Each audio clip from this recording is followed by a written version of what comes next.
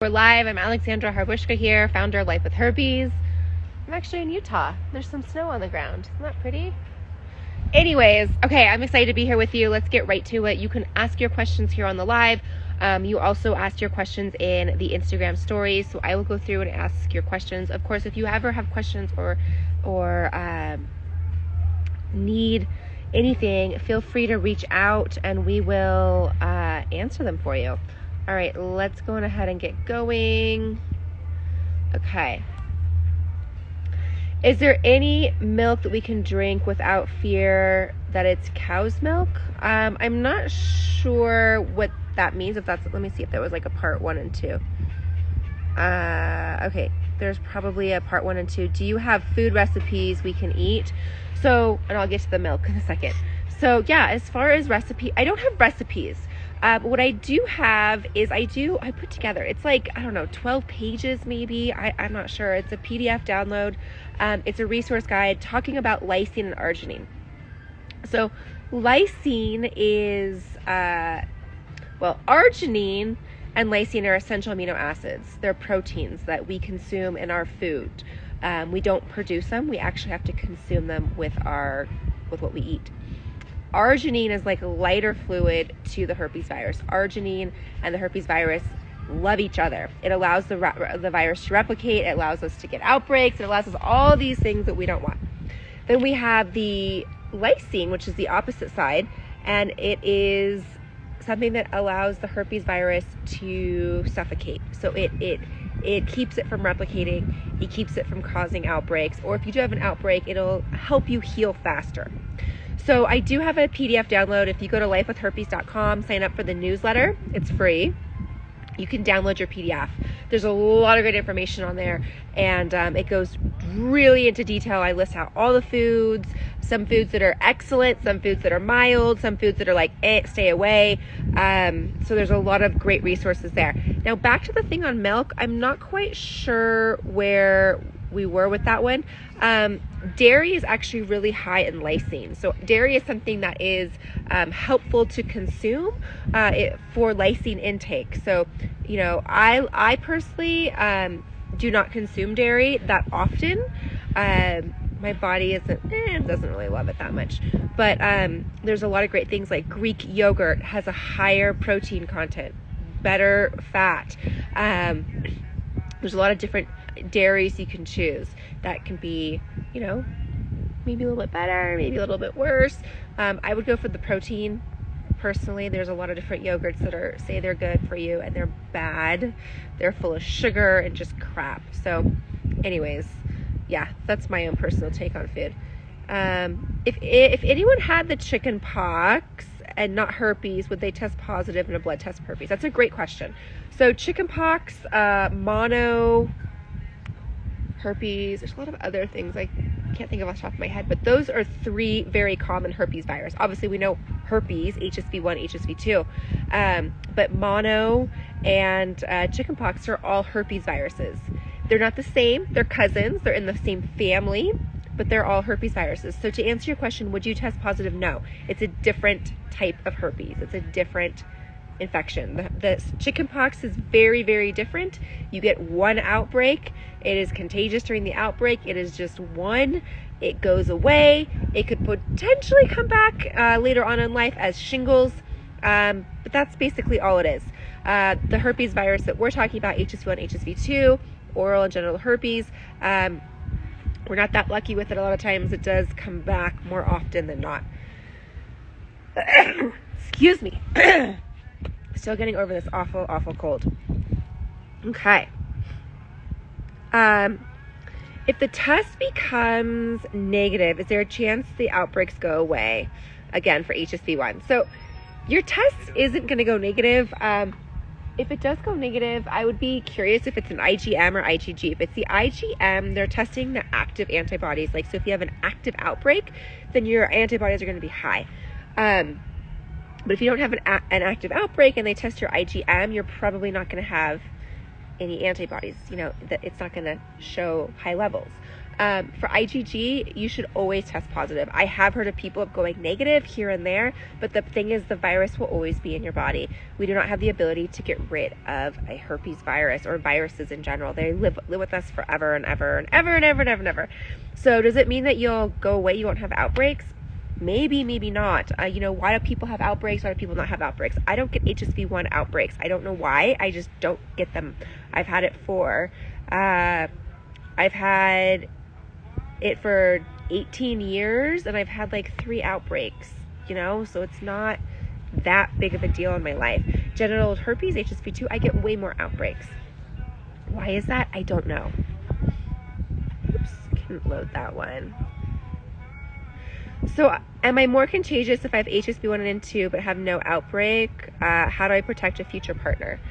I guess what you're saying, like, yeah, if you have more herpes viruses, are you more contagious? I don't know. I don't know if I would say that. I would say that the best ways to protect partners is obviously, so I call it 3 things here. Number 1 is communicate. It's so easily that we're like, well, I don't know if I need to tell them. I'm not really having an outbreak, or we had the conversation once, but do I really need to continue to have this conversation? I like to say it's the easy, hardest conversation you'll have in a relationship. Talking about herpes outbreaks, the conversation that my husband and I have all the time. There's times I'm like, yeah, I don't know, I'm feeling a little itchy or a little tingly, and I let him know, and I give him the opportunity to make that decision on his own. So these are conversations we have. These conversations about I may have an outbreak, I may not, needs to happen with a partner. The next thing would be a condom. Condoms protect you 30 to 50% of the time. It's not 100%. It's not what we were told in schools, like use a condom and you'll just be fine. It does protect you, not as much as we were under the impression. But that's also another great way to protect a partner. And then 3 would be some type of antiviral, the Valtrex, valcyclovir, acyclovir. That is clinically proven, that is FDA proven to lessen the transmission rate and protect a partner, because what it does is it keeps the herpes virus dormant in our system, and then when that happens, we're not having as many outbreaks, we're not shedding, and we're probably not going to be transmitting herpes as much. So that's what I would say. When I say you're more at risk because you have both types, no.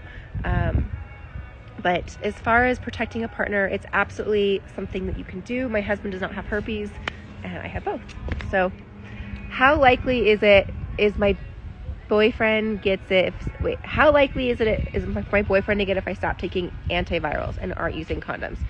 So according to some studies, they say that if you are a female with herpes and are dating a male with non-herpes, you are not on antivirals, you don't have an outbreak, and you don't use the condoms, you have a 4% chance of transmission to your partner. Vice versa, if you are a male to female, so a male with herpes, female, not herpes, no condom, no outbreak, and no antivirals, you have a 10% chance. So it's a much higher chance being transmitted to a female. I don't know, just the way we are, I guess. So, yeah. Yep, just the way we are. Okay. Do you have more or less outbreaks when you're pregnant? So for me personally, in my first try, I didn't have any. My second try, I had a couple. Third try, I was back to back with outbreaks. The body's just under a lot more stress at that point. You're big, you're uncomfortable, you're not sleeping, you're probably a little stressed, like you're gonna have a baby. So that was my personal story. I've talked to the doctor, and he's like, some people like never get them. Some people get them back to back. We really don't know. You are a completely different person when you're pregnant. Whatever, like I'm gluten free, but when I was pregnant, I could eat gluten. Go figure, right? So I don't really know what it's going to be for you. Everybody's body is a little bit different. What's your top suggestion for dealing with anxiety and depression from a new diagnosis? Yeah, this is something we talked about on our last Monday call. Monday, we have a support group Monday morning and Monday evening with the Secret Society community. And this was a big one we talked about, and it was really beautiful because people went around the room, Zoom call, not room, but went around and really shared how they are personally dealing with the anxiety, depression, or their herpes diagnosis. And a lot of great things were manifestations, exercise, acupuncture, journaling, So a lot of these things really came out and were supportive. Something that I like to say, that it's really a matter of taking the diagnosis by the horns. Like, it's okay to suppress it here and there. It's okay to have bad days. It's okay to be like, you know what, I just succumbed to wanting to cry. Absolutely, that's part of it. It's part of the diagnosis. But the two things that I find extremely important when dealing with this, or really anything that you're like, this didn't go as I planned, is number one, is take responsibility. So it's so easy for us to point blame at the person that gave us herpes. It's so easy for me to say that the guy I dated, he did this to me. He gave me herpes. He's the one that did this. I was fine before. I was responsible. I got tested. Blah, blah, blah, blah, blah, blah, blah, right? It's very easy to say those things. And what does that do? It keeps me from moving on. It keeps me from taking responsibility for my own actions. It puts me in a victim mindset. When we're victims, we are, the whole world's out to get us. And that's not a good place to be in, or a healthy place to be in. So number one, take responsibility for our actions. Number two, practice forgiveness. I forgive my partner, my ex, for either knowing and telling and not telling, or not knowing. I don't know, right? I forgive him for that. I also forgive myself for saying, oh, you were so stupid. Why did you do this? You shouldn't. Da, da, da. I have to forgive myself. That was a choice I made. I can't go backwards. I can only go forwards. I have to forgive myself. So those are some really strong things. And then, again, practicing gratitude, exercise, outdoors, sunshine, fresh air, good food. These are all good things to do. So there's a long list of things, but really important.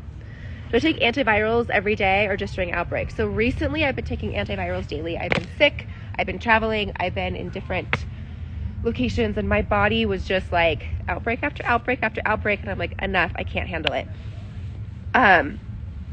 So right now I have been taking it daily. I have not been on it daily in about 5 years. So I only take it when I have outbreaks. But right now my body is not wanting it. For you, I would say, do what is right for you. Like, I'm not a failure right now because I have to be on it, or I decide to take it. I'm not a failure. My body's not failing me. I'm listening to what my body needs. It needs a little extra support, right? So we're not right or wrong for going on it or off of it. It's what you, your partner, your doctor, what you all want to do. Adding to that question, if your IgG range is very low, could that mean less outbreaks? Not necessarily. It just means that your body's doing a good job of fighting it and keeping it suppressed at this point. It could mean, it doesn't mean anything as far as the amount of outbreaks. It could mean, if you have a high IgG level, it could mean that your body was actually fighting it. You never actually got it. There's plenty of times I've gone in and I don't have an outbreak, but my IgGs are high. So unfortunately, no. I wish all these things were like really easy. Okay. Will I ever feel beautiful and accepted again? Absolutely. That was kind of what I was just talking about as far as taking responsibility and forgiveness. Absolutely. But it's up to you. Time doesn't necessarily heal things. It's up to you to do the things that you love that make you feel sexy. Makes you feel beautiful, make you feel accepted. If you don't feel accepted, nobody's going to accept you. If you feel ugly and disgusting and you go out dating and you pick up somebody that when you're in that place, he or she is going to treat you in that way. So it's number one, you got to get right first. When you say outbreak after outbreak, how long in between outbreaks? I would have like an outbreak for 3 days. It would go away for 2 days. And I get an outbreak like 3 days, another 3 days. They were really short outbreaks, but I was like, enough. I'm done. I'm just done with it. What is herpes PCR or herpes DNA test window period? I guess what you're asking is when can you test positive? Is that what you're asking? Like, what's the window of like incubation period in order to test positive? So in order to do a blood draw, you need the antibodies. So for example, if you just had your first outbreak, most likely you're going to test negative via blood draw because your body has not created the antibodies. At that point, you want to do a swab test and actually swab the actual outbreak and get the DNA out of the outbreak. So this can take weeks, months, even years for your blood test to come back positive. I think that's what you're asking. Let's see. Lots of questions. Let me try and get through these. Does the IgG test come back positive after some days and it can come back negative?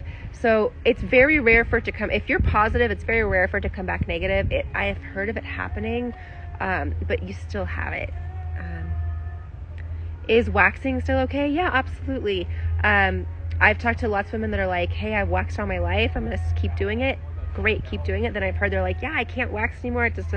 I shave now, or I do laser. All these things are possible. I personally did laser. It's way better, guys. I would do laser. There's certain areas I never want hair, right? Like I just don't want hair in certain areas. Ever. Did you not ever tell anybody? No, I always disclosed that I had genital herpes. I always disclosed that. Absolutely. Sometimes it went well, sometimes it didn't go well, and that's okay. Is Luminance Red effective? So that's like that laser. It's like a wand, but it's a red laser. I think it's very helpful. I've used it. I haven't had it recently because I'm traveling, but yeah, I do think it's very helpful. There are some tests done that the red laser actually will help prevent, it will lengthen the time in between outbreaks. It also helps speed up recovery, helps it scab faster. So yeah, HSV is also herpes. Why not disclose? That is such a difficult one to discuss. So I have HSV1 as well, and I never disclosed that I had oral herpes. When I say never disclosed, like to boyfriends and stuff, yeah. And I really didn't kiss many people. But I was, I really didn't kiss that many people. And to people I was in relationships with, they knew it. I never had outbreaks, so it wasn't a big deal. That's such a controversial topic because 2 out of 3 people have HSV1, which means that like most of the people that you're surrounded by have it. So yeah, it's something that we morally should be disclosing. Yeah, I have HSV1. It's easily just as saying, hey, I get cold sores. I just want to let you know I don't have one right now, but I get them. It's easy as that, and it'll probably go just fine. So yeah, I would say that's probably the best thing to do. You recently had a facial done, and the form they had me fill out asked me if I have herpes, and I did not disclose since I don't get oral herpes. To where would pertain to the facial I was having done? Yeah. I always check yes because I do have oral herpes. I always check yes, but in general, I would say it's, I would check it because they're your advocates and maybe they know something that it could help you, and things like that. So I personally always check yes. I think that's why there's a stigma, I believe. Absolutely. Absolutely. Could herpes cause chronic urethra burning for months? Not typically. You could have an outbreak like on your urethra, but is it causing pain? No, that could be something else going on. I would definitely get to your doctor. There could be other STIs that are causing that, and those are some serious ones. Herpes is actually not serious. It's just a stigma, but some of the other ones out there can actually have long-term effects. So I would definitely get that checked out. How long have you had HSV2 and how many outbreaks do you get a year? I've had HSV2 since 2011. When I first got herpes, I had like 20 outbreaks a year. I had a lot. I was back to back. It was just the whole thing. It was awful. Now I've been having a lot recently. This year I probably will have 6 to 8 lot, which I think is a lot right now. So, what if I want to be an advocate for herpes for men? That's awesome. The more advocates we have, the better. I would say get out there, do it. Pick your platform, pick your message, pick your why, know why you're doing it. Know why, because there can be a lot of negative feedback. So I would definitely hone in and figure out why you're doing it, and get out there, make it happen.